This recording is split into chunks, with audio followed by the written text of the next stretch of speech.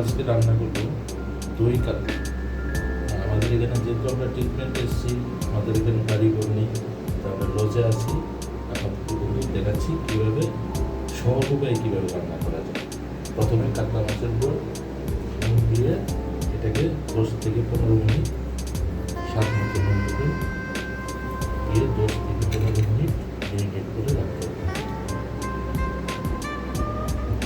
আমাদের কাছে যেহেতু মিক্সি গ্রাইন্ডার নেই, তাই আমরা কীভাবে মিক্সি গ্রাইন্ডার ছাড়া দই কাতলা করা যায় সেটার প্রসেসটা আমরা দেখাচ্ছি। আপনারা অবশ্যই বাড়িতে ট্রাই করুন। এখানে নিলাম আদা, রসুন দিয়েছি, আদা, স্বাদ মতো কাঁচা লঙ্কা। এটাকে যদি গ্রাইন্ডার থাকে তাহলে মিক্স হতো, যদি মিক্সি নেই এটাতে করার চেষ্টা করছি। এবার পেঁয়াজ মিলিয়ে দিতে, যদিও মিহি হবে না, আপনাদের গ্রাইন্ডার দিয়ে অবশ্যই করবেন। আর যদি না থাকে এইরকম করবেন, তাহলে খেতে একই টেস্ট হবে, দেখতে সুন্দর হবে যদি আপনি মিহি করে খান।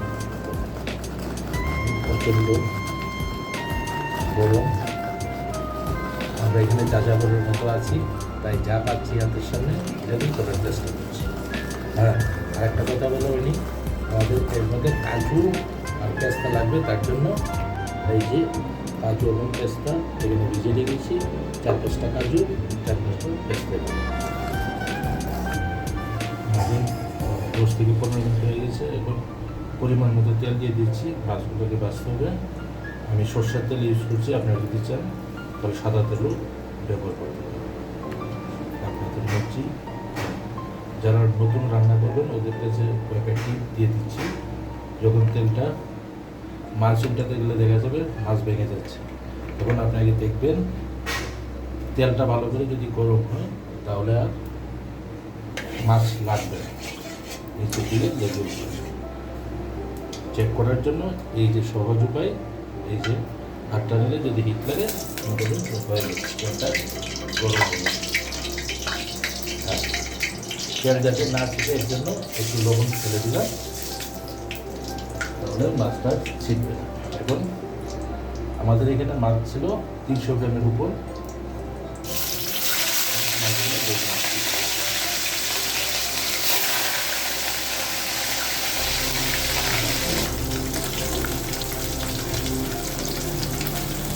ভাজা হচ্ছে, একটা সাইড পুরো ভাজা হয়ে গেলে তারপর এটাকে পাঠিয়ে ফুটিয়ে ফেলতে 4 পিস মাছ আছে।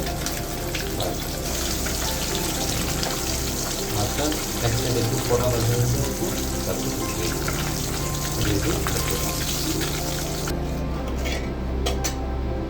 এবার যে তেলটার মধ্যে আমরা মাছ ভাজলাম এটার মধ্যে প্রথমে দিয়ে দিচ্ছি কিছু শুকনো লঙ্কা, তারপর গোটা গরম মশলা যা আছে, এলাচি, দারচিনি, তারপর পেঁয়াজের পেস্ট।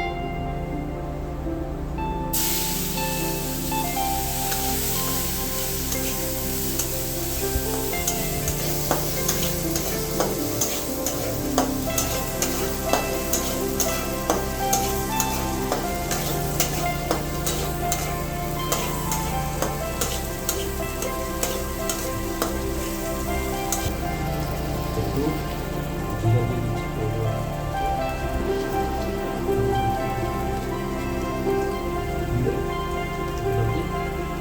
ভালো করে ভেজে নিতে হবে।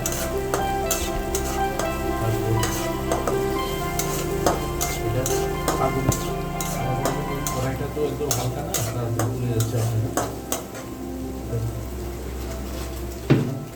দিয়ে দিচ্ছি জিরা পাউডার পরিমাণ মতো, ধনিয়া পাউডার পরিমাণ মতো দিয়ে ভালো করে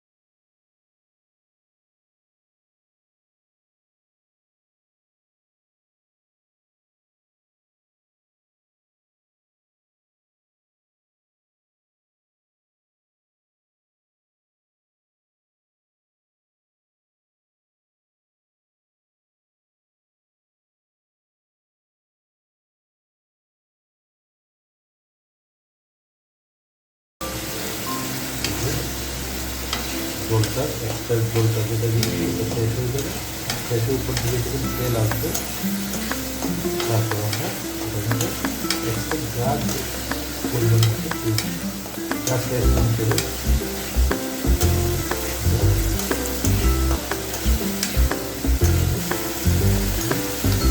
পরিমাণ মতো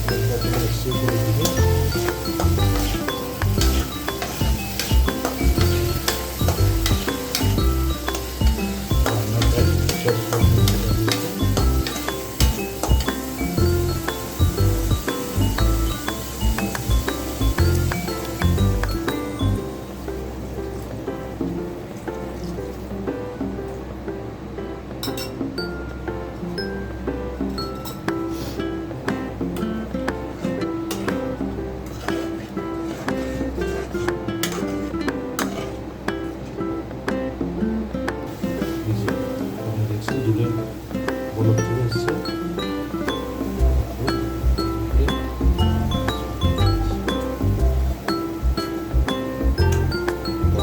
বন্ধুরা আপনারা অবশ্যই বাড়িতে রান্না করবেন, করে আমাদেরকে জানাবেন কীরকম হয়েছে, আর আমরা অবশ্যই জানাবো রান্নাটা খেতে কীরকম হয়েছে।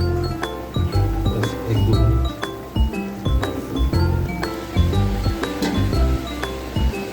রান্না শেষ।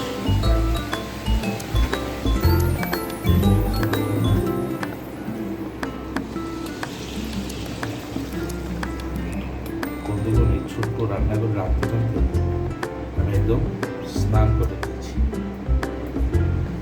যা গরম, বিভৎস গরম নিউটন এলাকায়, যারা এই এলাকায় আছেন ওরা তো জানেনি, বিভৎস গরম।